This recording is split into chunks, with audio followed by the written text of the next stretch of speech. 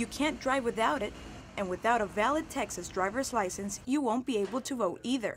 That's if a federal court in Washington upholds the Texas voter ID law passed by the state legislature last year. Asking someone to verify that they are a legitimate voter, because that's a very important part of our democracy. But for this nonprofit organization that oversees Latino participation in politics, this law is far from democratic. Because we believe that as a foundation of this great nation, the right to vote, and so the disenfranchisement of these communities by this law, it's what concerns us the most, rather than the political implications.